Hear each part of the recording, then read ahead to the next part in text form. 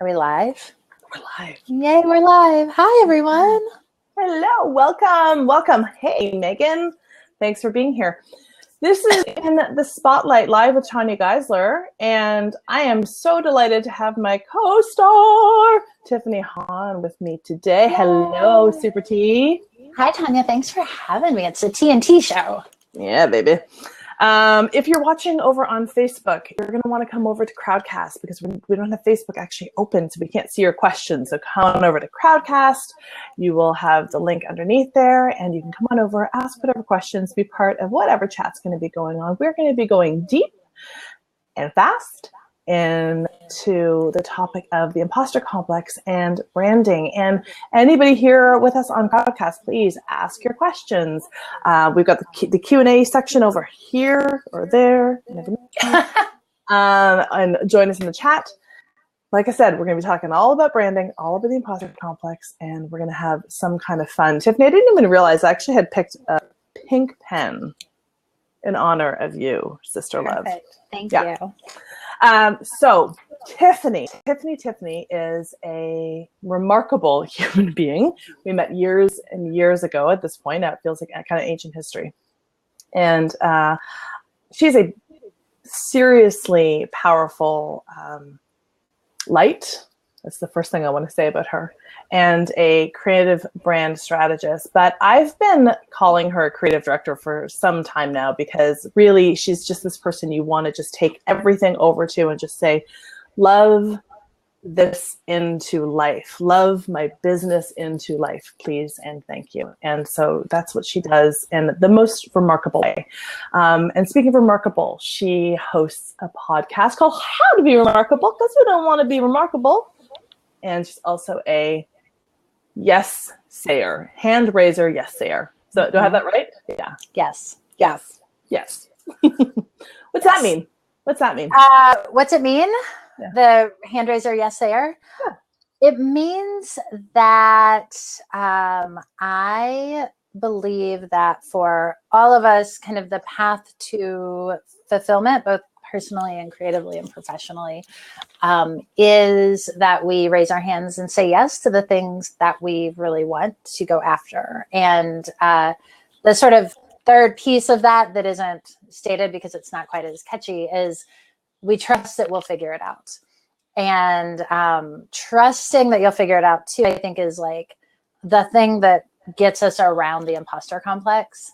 And I love how much your work and my work complement each other, because if you raise your hand and say yes, you're almost like committed to doing it, committed to following through before you have a chance to talk yourself out of it. So that is what I mean by that. So why are we talking about branding? Branding. So I want, before we get into branding and the imposter complex, a quick branding 101 for you guys, because sometimes people are like, why does branding matter to me? I don't have a business. I'm not Nike. I'm not a big company. And I really do believe that branding matters for everybody, whether it's personal or professional or through your own business, because what branding is it communicates to the world what we're all about. And if you are not deliberately driving that train, someone else is going to be driving it for you. So I like to use the example in this, have you ever seen the cars that have 40 bumper stickers on them? Right? That car is telling a story. It may not be the story that the driver wants it to be telling. So for all of us, right, it's up to us to be in charge of the bumper sticker we put on our car. And to know that bumper sticker is going to be representing us out in the world. And so that's what branding is all about. And it really is, Tanya, I think of you all the time when I talk about this work, because I feel like at the underlying piece of all of my work for the branding that I do is this idea of stepping into your starring role and letting yourself shine and really letting yourself be seen in a powerful way. And all of a sudden people are like, oh, it's too much. But I know that if you guys are here, so if you follow Tanya's work or you follow my work or you follow both of our works, because there's so much overlap, I think, in our people, you want to make some sort of an impact on this world with your voice, with your work, with your creativity, just by being a good parent or being a good person, right? And we are holding ourselves back from the impact that we're really seeking by shrinking away from kind of our greater calling. And I think that the power that we're looking for starts with branding. Beautiful. So this actually leads me to a question I was planning on asking you a little bit later, but it's right here, so let's go for it.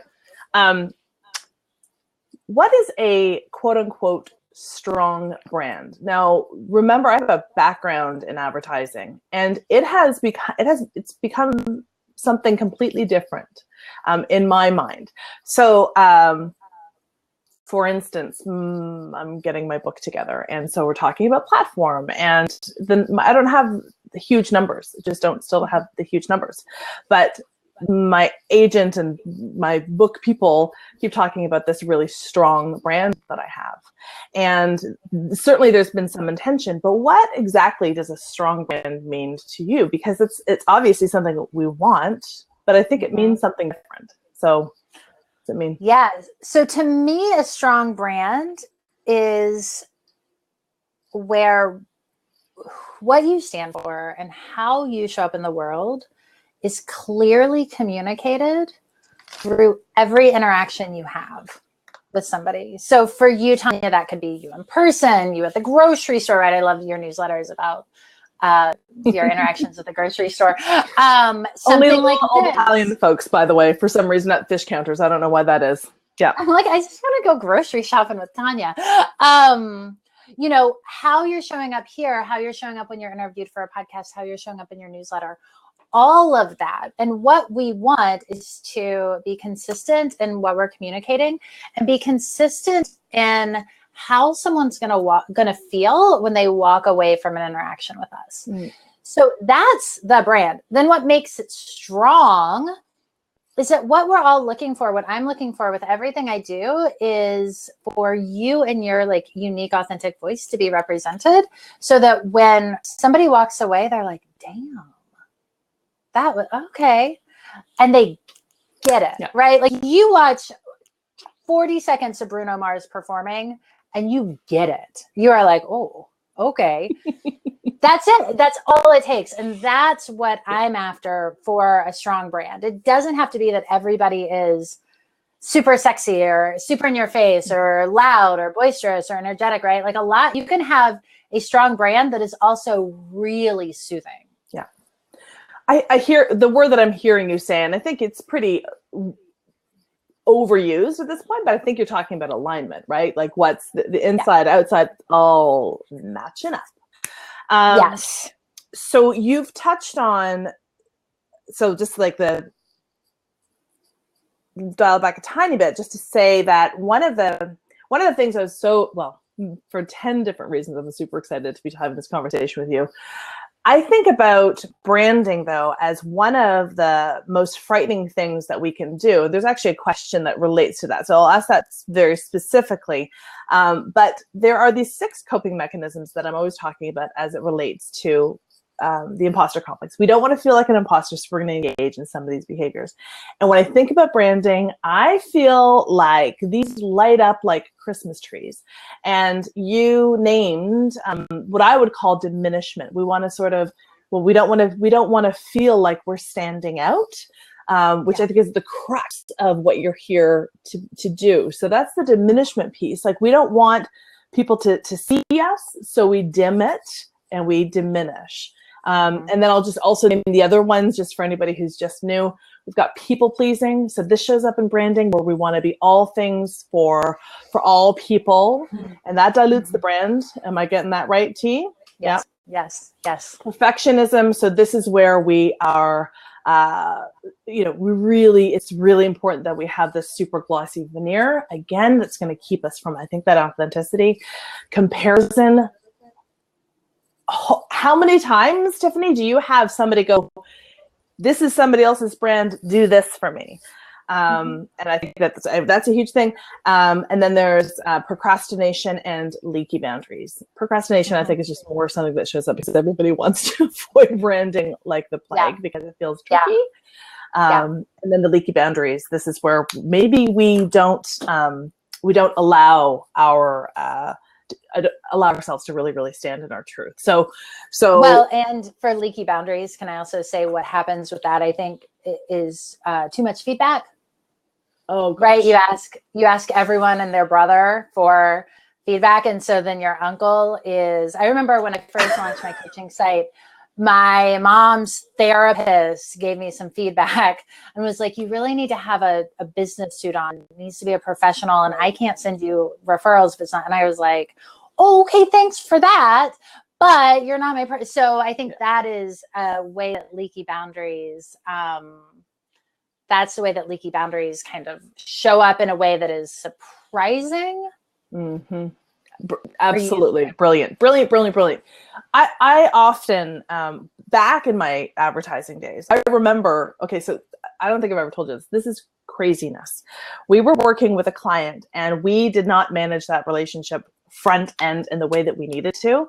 And so there were boundaries bleeding all over the place. We ended up doing 54 iterations, 54. We printed it out and we actually used it for holiday wrapping paper because we had this big massive piece of paper, 54 different, because everything was being done by committee. All the decisions were being done by committee. We just said, shut that down. Anyway, that was a lifetime ago, but that I'd actually totally forgotten about that. What can happen when you allow, first of all, everybody in their opinion, but particularly when we're talking about the personal brand, that's really sort of excruciating because with my Board of Your Life work, I'm always talking about other people's experience of you. It is their truth, but it is not the capital T truth, right? Yeah. So our job is to allow it into the hopper and integrate what serves us and release the rest, including business suits when not. And by establishing your brand deliberately up front, you eliminate so many conversations, because what it does is the people who are not a fit for you, whether it's a professional relationship or a personal relationship, they exclude themselves from the conversation. So at first it feels like you are, especially if you're a pleaser, right? It feels like you are alienating people or excluding people. And I want everyone at my table, but I don't want everyone at my table. None of us want everyone at their table. So what happens is it's actually really great. Like I will have friends who come to me now and they're like, oh, well, I was going to invite you to this party, but I knew this person would do this and like you wouldn't love that. So I just didn't invite you. And so it's like, oh, great. So I didn't have to then talk myself out into going to the party or not going to the party or whatever. And I see it show up a lot with my business, that the deeper I go into my own voice, the deeper I go into my own brand, the more the just right people show up. And I don't then have to manage those relationships. I don't have to do the 54 iterations because the people that are coming to my door belong at my table. Oh, yeah. Hey, this finding your voice thing, this is a huge piece of your work and it's a huge piece of my work. What does that mean for you? Or how do you direct people to finding their voice? Yeah. One of the things I hear the most from people when I'm talking to them about branding is they'll be telling me about their business or about their customer, about the work that they want to do or their artist statement or whatever. And they'll go through this whole thing. And, oh, here's what I'm thinking. And here's this and here's this. And at some point they'll stop and say, but you know what I really want to do? What I really want to do is this. What I'm really after is this. And like, that is the piece that like you can hear it, Tanya. And I know that you've had the same experience where all of a sudden you're like, stop everything. This is it. But we have to get through all of that other stuff to see it, right? Like you've got to climb the mountain to see the light from the vista. And so a lot of us want to just dive right into the answer, but we have to be willing to like wade through the muck of the shoulds and the like, right? It's like all this stuff the imposter complex brings up. So you've got to sort of be like, oh, I'm going to like, I need to clear all this out to see what it really is. And that comes from experience. It comes from experimenting. It comes from evolution. And it comes from like a willingness to get uncomfortable. You know, that's at the core of so much of my work, is to just try to talk people into being uncomfortable every day and be like, you can do hard things, you know, like you can do this. Lauren has a question.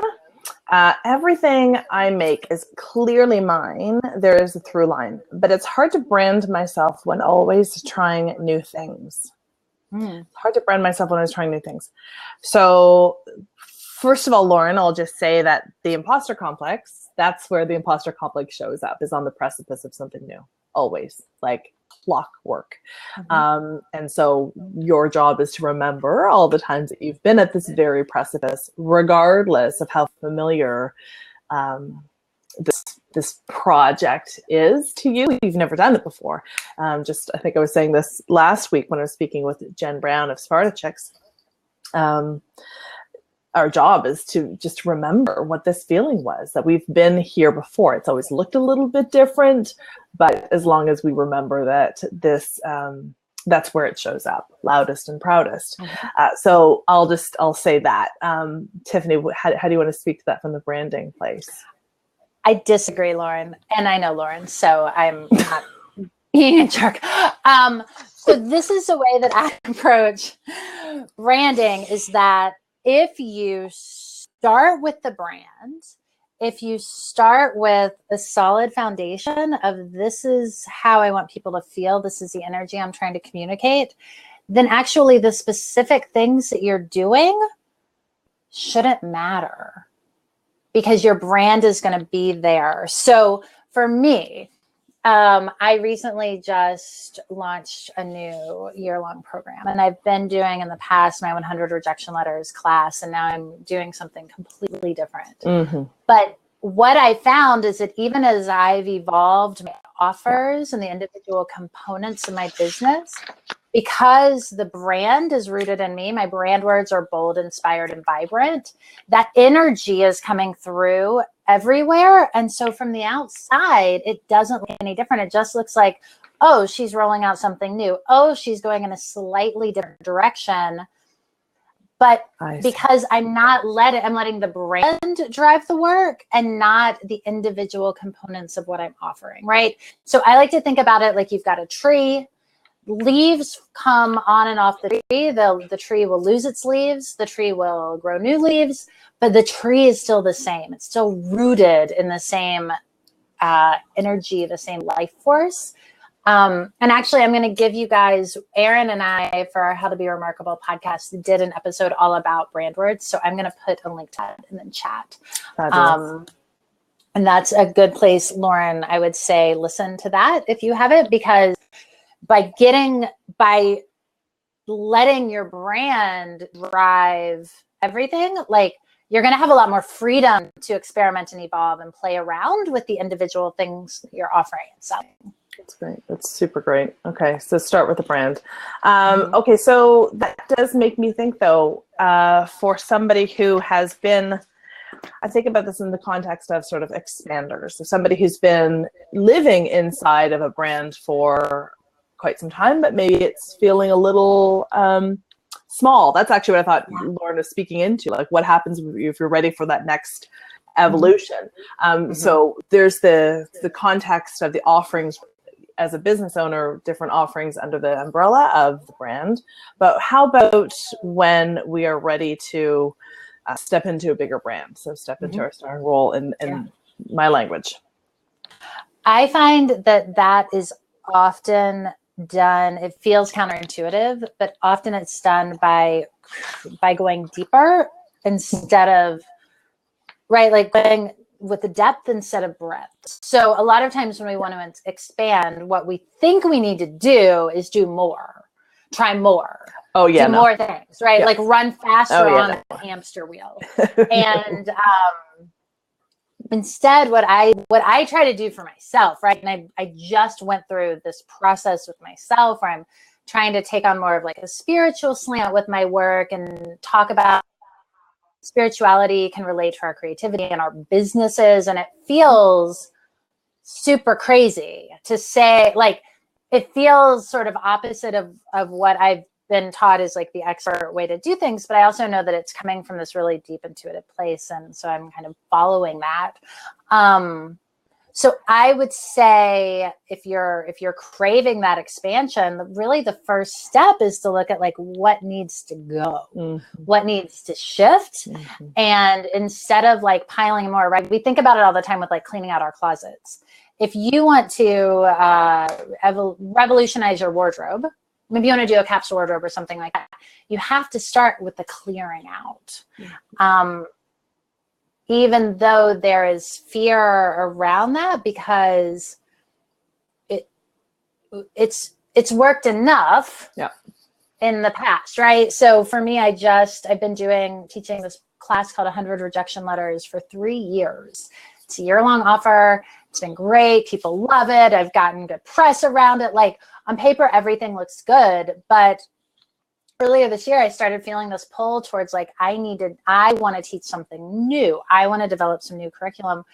And so I paused it, right? Like I didn't release it right now like I normally would.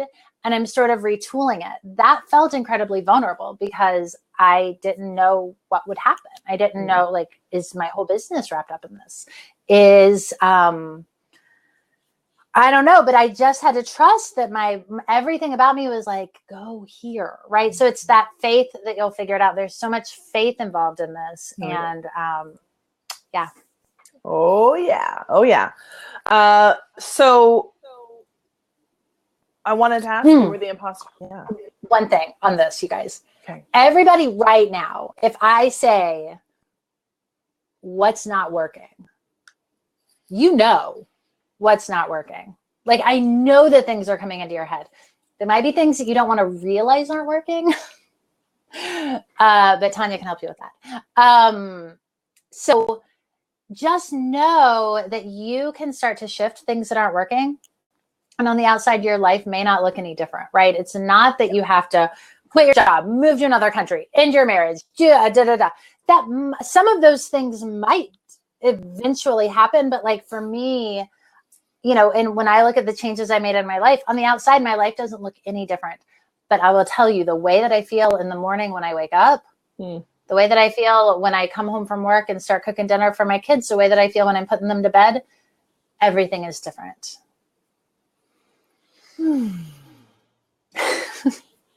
Sweet. Really, really, really, really helpful. So I was going to ask you where the imposter complex shows up for you the most in your work. And I can make up lots of stories, but I would much rather you tell me where it has been showing up, if it's showing up right now, or what's coming in and up for you next. There's a lot of like, I do a lot of dancing with my work of like, I really want to say this. I can't say that. And I feel like I've set up systems that I know that exist. And so I now have people that I can go to for feedback. Tanya, you're one of them, to be like, I'm thinking about this. Is it crazy? So finding the right support is key, right?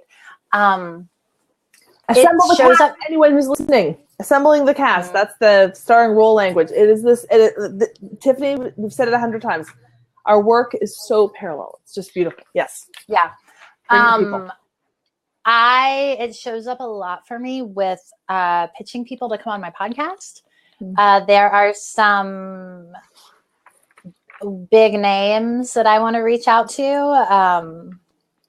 And the thought of emailing some of my own personal heroes makes me want to throw up. And also like I feel mildly nauseous all the time in my work, and I consider that to be a good sign, because it tells me that like it's working, right? When I first started dating my husband, I would like not be able to eat all day before a date because I would be so like keyed up. I was like, that means I like him, right? Like if I went out on a date with a guy that I was like, meh, then I'd be like, yeah, you aren't making me feel like I'm going to throw up, so I can't date you. So it shows up like that. It shows up definitely in the procrastination, and I procrastinate like writing all the time, even though I love writing and I know that it's my thing. It also shows up for me in letting convenient excuses get in the way of my deep work. You know, so I've been talking about wanting to write a book for years. Mm-hmm. Oh, but I have a launch. Oh, but I have another launch. Oh, but I have a thing. Oh, my kids are sick. Oh, you know, so that looks really good on paper, but I know that it's like the what if I can't do it? Question. And so that's your response to somebody saying to you, and what is it that you really, really want to be doing? Mm-hmm. Yeah. Yeah. So I think that question is it's deceptively profound. It seems very simple, but I think that really and it's likely the place where the imposter complex is showing up the most, because that feels the biggest risk. It feels the biggest stretch, and that's where it's going to show up. So it's trying to keep you safe and contained. Anybody have any questions, please pop them into the chat or the Q&A section. We've only got a couple more minutes. T, you have a webinar coming up on the 4th. Yes. What's it called? It's how to fall in love with your website? No, don't hate your website. Don't hate your website. Love it. Love it. Because so many of us hate our websites. And we hate our websites for a few reasons. And this has a lot to do with the imposter complex and branding. Because one of the reasons we hate our websites is because the brand isn't strong or clear. We also hate our websites because a lot of us are stuck with like, right, a lot of us think like, oh, if I pay the big designer all the money, they'll figure out my brand for me. But a lot of times then we end up with a website that we that's like not working for us. Or we end up with a website that we're kind of like invested in, but we can't change. And then we're not able to grow and evolve and shift and all of that. So we have a few different rules that we think will help get people. We've got like a 10-point plan to help you not hate your website. So whether you have a website that you hate, or you've tried to DIY a website, or you're completely intimidated by creating something that represents you and your work, we've got you covered. So can I just tell you, I mean, I don't know if you saw my brow completely furrowed at that. That actually makes me profoundly sad that people hate their website. Like I'm just going back. I mean, I have had some doozies over, I've had 4 or 5 websites. I never hated any of them. I just outgrew them. And so the idea of actually having this really negative, that makes me sad. Like just to like go to your site and just hate what you see. That just got me on some kind of visceral level. Yeah. So I'm really glad that you're doing that. I've never thought about it in that way, that people would hate their website. That's so personal. I've hated my websites before. I don't hate my current website. But I think part of it is that you outgrow it, but then you feel powerless with it. And so you're just kind of trapped by it. I meet people at conferences all the time, and I ask them for a card and we talk about what they do, and they give me their card and they say, don't go to my website because it's awful. And let's not do that. No. There's a better way. No. But I think like a little compassion too is just like it's an evolving process. We are all evolving, God willing. And so, you know, I remember my first website, I was like, this is 1.0 and 2.0 will be better and 3.0 will be better still. And there's a way in which I can see there are things about my website that I'd like a little slicker, a little, you know, but wow, that's huge. So thank you for doing this work. Thank you for doing this work, sister.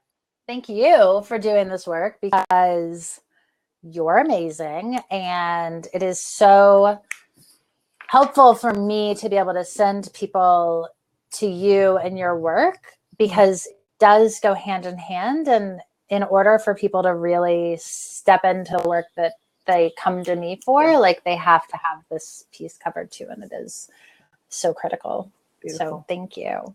Thank you for being here. Thanks to everyone. Okay, so Megan's popped in, heybreandcrush.com webinar. So that's for Don't Hate Your Website. It's on October 4th. October 4th, yes. What time? It's 10 a.m. Pacific. 1 Eastern. And we've got the podcast that you're on. Any final wish or desire on behalf of anybody still struggling with branding from you, Tiffany? Yes, here is my challenge to you is the next time you have a thought, like, oh, I want to do an Instagram post about that, or I want to write a blog post about that, or even like if you're sitting in a meeting or a dinner and you're like, I want to say this out loud, do it. Just do it and see what happens. And see how it feels. Love it. I'm all over that. I am all over that. Thank you so much. It's pretty exciting.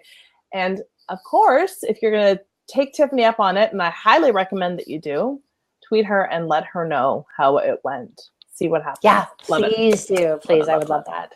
Thanks all for being here. Thank you, Tanya. Thanks, everyone. Next week, I'm going solo. It's my birthday. I'm doing the In the Spotlight, and I'm going to lay it out for you, the places that I experience the imposter complex and the things that matter the most to me in my speaking, in my coaching, in my parenting. So bring me any of your questions about those, and I will be as transparent as I possibly can. Probably have had a Prosecco, so I'll be really transparent. Thank you all for being here. Bye. Bye, T. Bye, everyone. Thank you.